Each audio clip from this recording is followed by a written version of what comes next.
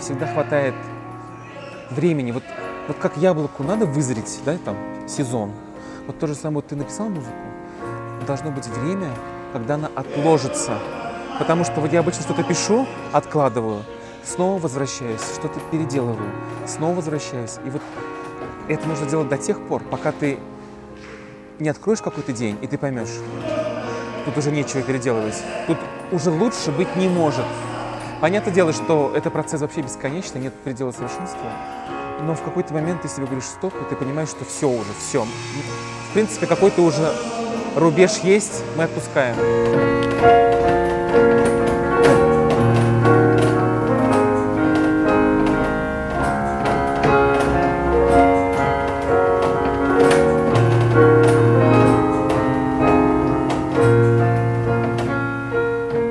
Ой, сегодня прям вообще. Вчера так не было, сегодня вообще прямо. О, я очень люблю жару. Очень не хватает солнца и тепла нам, мне кажется. Понятное дело, если так 365 дней в году, нет. Так не надо 365 дней в году. Но тепло, мне кажется, тепло — это жизнь. А вот так вот идешь, и там вон твоя фамилия висит. Где она висит? «Три аршина земли» спектакль. Вот композитор этого спектакля я. Пусть пока мы находимся в таком на паузе, но все равно приятно.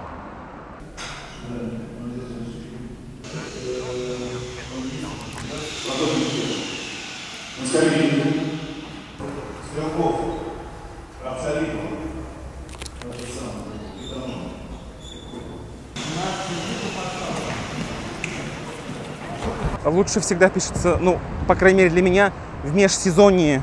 Самый продуктивный период — это осень и весна. То ли это связано с тем, что это сезон, ну, больше всего премьер, больше всего с концертов, спектаклей именно осенью, весной отчасти. То ли это связано с тем, что есть какое-то движение в природе, какое-то вот это изменение, это движение тебя немножко так тоже заставляет двигаться.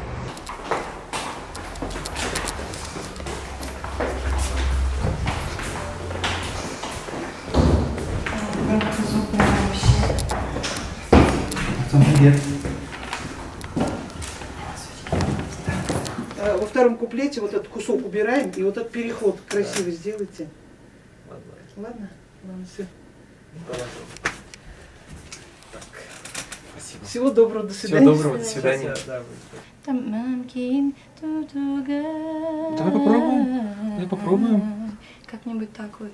Ну, давай так. Потому что убик пискляв получается. Ну такой, нет, мотор было, но пискляв. Бывает даже не мелодия, а вот какая-то идея, что ты вот думаешь над чем-нибудь, как это решить. И потом бац, у тебя рождается. Ты понимаешь, что вот так это надо, и бежишь домой быстрее это как-то записать, ну или там напеть, или записать просто хотя бы какое-то сообщение. Иногда у меня есть такие друзья, которым я могу в WhatsApp что-то написать, хотя это как бы я пишу для себя. Вот, я пишу, не обращайте внимания, это я такую запись делаю. Вам надо что-то там обработать? Типа рейвера, там это. Да вроде пока нормально. Ну, все. Да, плохо слышу музыку, можно еще погромче. Так, чуть быстрее, да, здесь идет? Чуть быстрее, да? Ну там да, как бы немножко, Чуть-чуть чуть-чуть ага, как бы поняла. движение, то что развитие уже.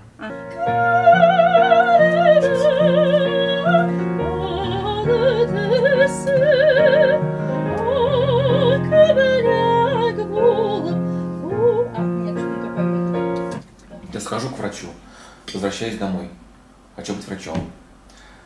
Там схожу, там, не знаю, мне мама отведет там в парикмахерскую. Возвращаюсь домой, я буду парикмахером. То есть такой вот увлекающийся ребенок я был. Вот что я увижу, там, не знаю, вот мы на поезде куда-то там съездим, я хочу быть уже сразу этим, как это называется, проводником или как это, поезда водить. И все это продолжалось, все эти метания до тех пор, пока я не окунулся в мир музыки. В 11 лет я пошел в музыкальную школу сам. Я еще такой прям сам. Вот это слово «сам» это у меня очень часто сам. И все. И музыка меня захватила.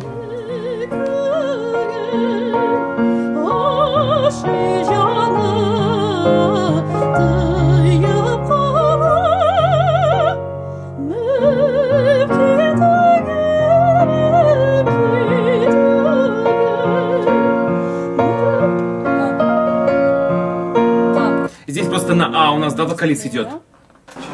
У меня на самом деле иногда приходит в гости мама. Мама, она не может прийти с пустыми руками. И она приносит кучу всякой еды, которую я не успеваю есть. В начале этого месяца я был в Беляре. Там есть такой летний лагерь в Беляре. И там проходил детский конкурс, на котором я сидел в жюри. Ну, дети пели, и было очень приятно, что дети пели много моей музыки, там около 5 песен были мои. И одни из участников, которые пели вот мои песни, по-моему, они сразу даже там 2 пели, они вот подарили мне чак-чак. Вот вот съездишь в Москву, а потом у тебя это обнуление произошло в голове. Где у меня чайник-то? Был. Сейчас мы с вами находимся на репетиции спектакля мюзикла «Алтын Казан». Это мой мюзикл, я написал эту музыку. И сейчас, собственно говоря, идут режиссерские постановки, так как самая горячая пора, когда нужно собрать огромное количество народу на сцене, чтобы все знали, что им делать.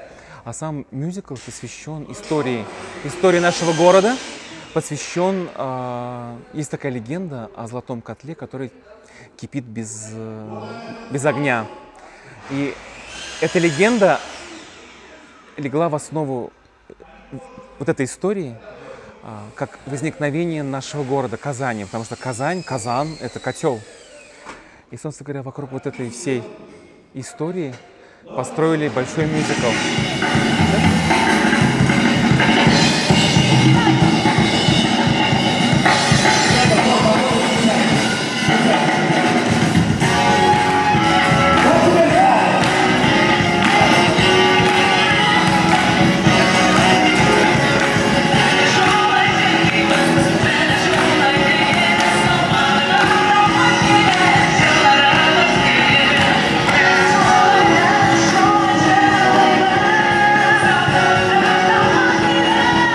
Да, концерты видели, спектакли видели, а вот такой еще не видели.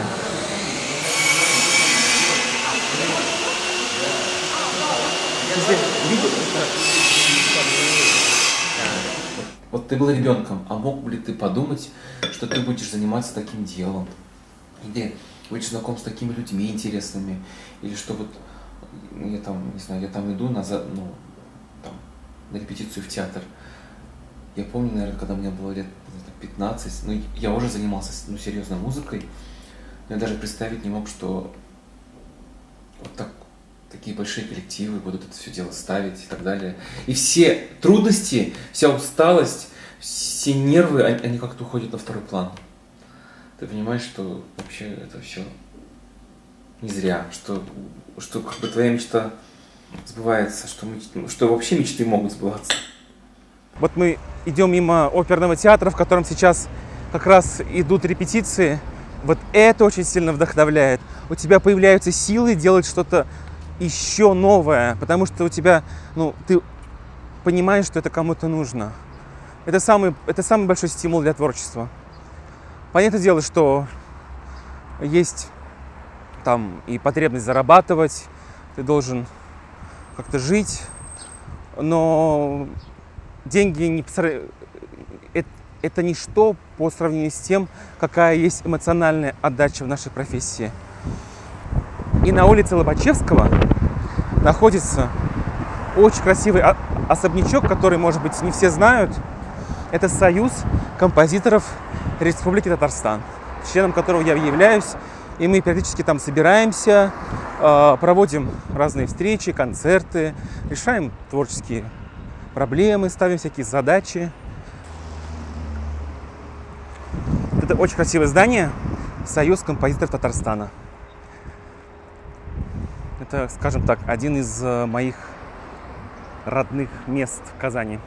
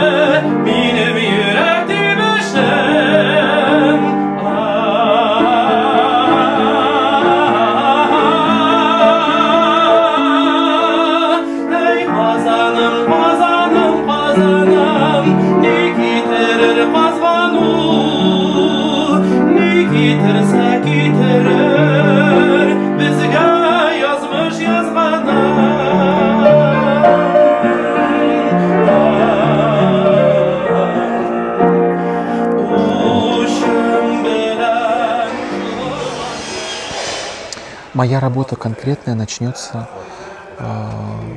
когда мы работаем с оркестром.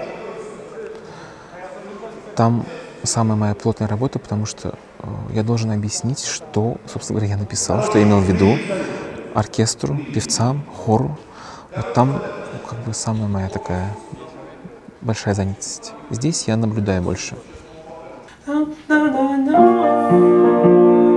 просто по держать.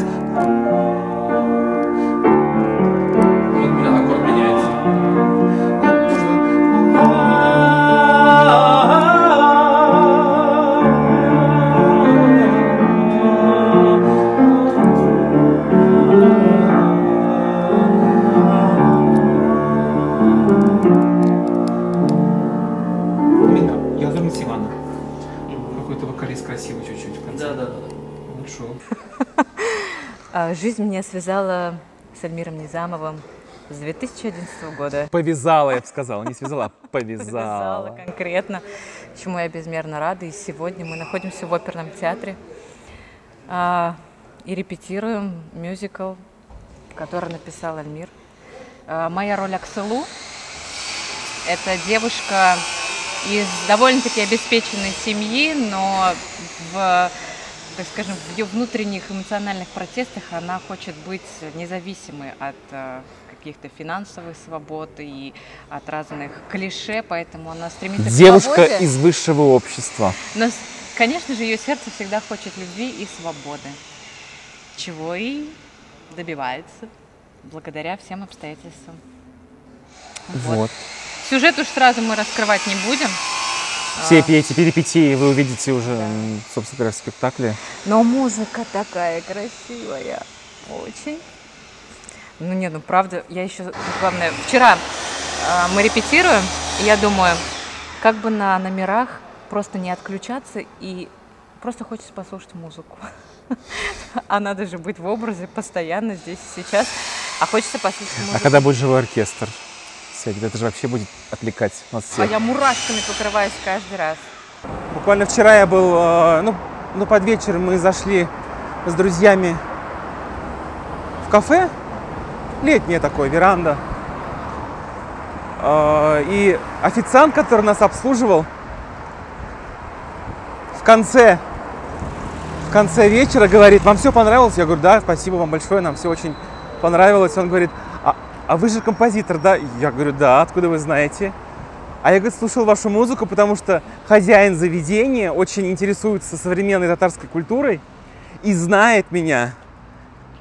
И я думаю, ну, мама дорогая, если знает официант, значит уже не все так плохо.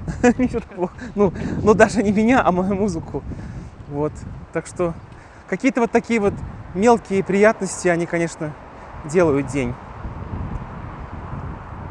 Ты-то пишешь это все дома за фортепиано, поешь, а тут оно начинает звучать на сцене, в движении, в танцах, в других голосах. Уже какие-то образы есть. Это совершенно по-другому. Это гораздо лучше начинает звучать. А когда сядут зрители, это зазвучит еще по-другому. Еще большее волнение появляется. Это вообще большое счастье, что музыку молодого композитора ставят в оперном театре с молодой труппой. И это мы делаем все сами, на самом деле, вот все сами. То есть, вот, Сережа Мандрик тоже делает все сам, с усам. Сами с усами. И вообще здорово, что есть такая возможность. Да, мы творить. Мы вообще очень благодарны тому, что вообще судьбе, что мы дошли до такой жизни. Дошли до такой жизни. Наверное, самая тяжелая работа сейчас идет. Тяжелая работа именно для артистов. Потому что им нужно, первое, выучить, второе, все это через себя пропустить, прожить и все это придумать, как это преподнести на сцене. Когда ты уже это все сделал, когда ты все это выучил, ты выходишь на сцену и получаешь удовольствие, ты поешь, танцуешь, и кажется это зрителю, что это такая радость. Так оно и есть. Но чтобы эта радость была, нужно сначала приложить огромное количество усилий большого количества людей. Это нужно согласовать, чтобы все пришли, чтобы никто не опоздал, чтобы очень такая нервная работа, но при этом очень интересная. Так, мы будем пить чай. Будем пить чай.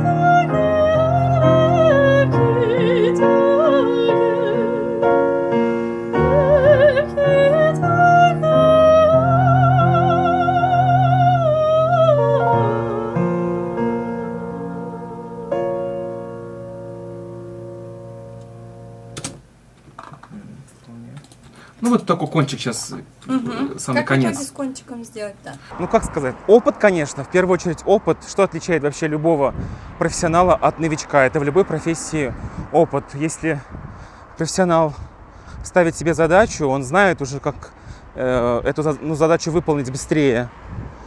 Он тратит меньше времени на это, чем новичок, который все ищет. Наверное, в этом. Во всем остальном, на самом деле, особо-то, может быть, даже и ничем, потому что каким бы ты ни был профессионалом, каким бы ты ни был опытным человеком, нельзя терять вот этот вот такой какой-то юношеский креатив, запал, потому что в любом случае мы же не хлеб печем, да, когда ты вот делаешь изо дня в день одно и то же, да? Хотя даже в этом есть творчество. А мы-то вообще каждый раз ты должен создавать вообще что-то принципиально новое. И ты каждый раз как будто ты новичок, если честно. Поэтому здесь такие два момента. С одной стороны опыт, а с другой стороны этот опыт может иногда даже мешать. Можно прям...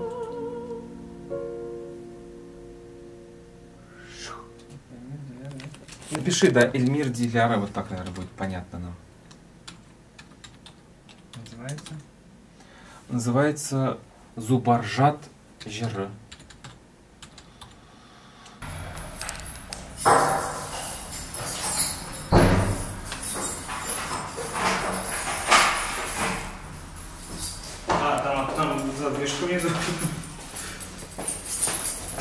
Гораздо проще. Да, 2 раза. Ну, на самом деле, это очень интересный процесс, потому что вы вместе что-то такое общее создаете. Ну, конечно, бывают какие-то стычки, бывают, что вот он говорит так, я говорю, нет, лучше вот так. И мы как-то договариваемся. Ну, бывает всякое. Ну, это нормально, мы живые люди. Ну, конечно, есть какие-то имена, которые очень сильно повлияли в свое время просто на мое становление как музыканта, потому что, когда я только начинал, я учился на фортепиано. Я помню, я очень сильно увлекался фортепианной музыкой, композиторами, которые писали для фортепиано. Тот же самый Рахманинов. Я из-за его музыки сидел часами, по 5 часов в день занимался, там, на протяжении многих лет, чтобы овладеть хорошо инструментом. Он очень сильно меня вдохновлял. Если это уместно, если это сделано профессионально, тем более, если ты работаешь в таких жанрах, как эстрадная музыка, джаз, фанк, рок, там без импровизации невозможно. Поэтому я доверяю своим исполнителям. Если они где-то что-то могут привнести, пожалуйста. Но если это, конечно, не в кассу, я им говорю, пожалуйста, тут поем как в нотах, ничего от себя не добавляем.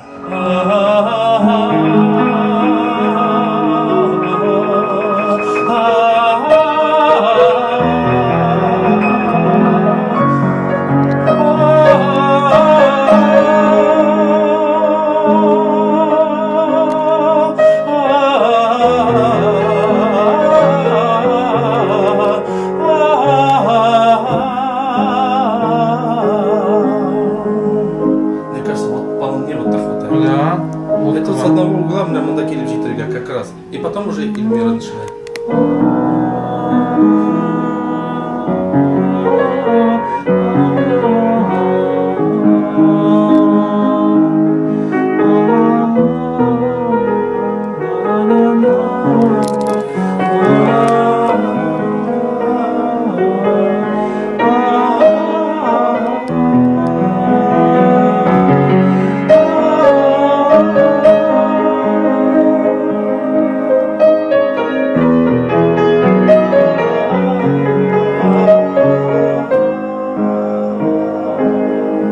Краешком глаза посмотреть и понять, что жизнь артиста – это ой, как нелегко.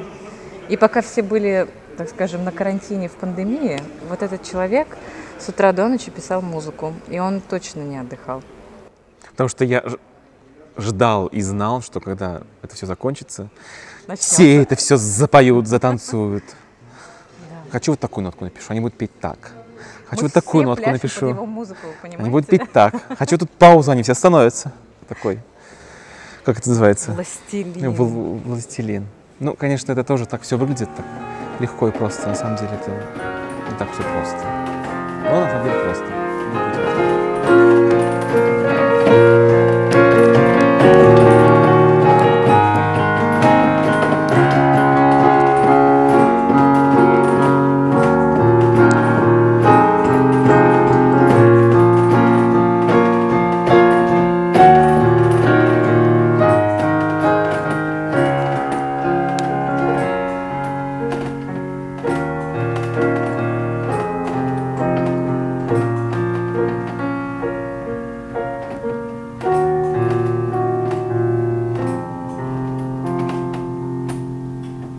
Thank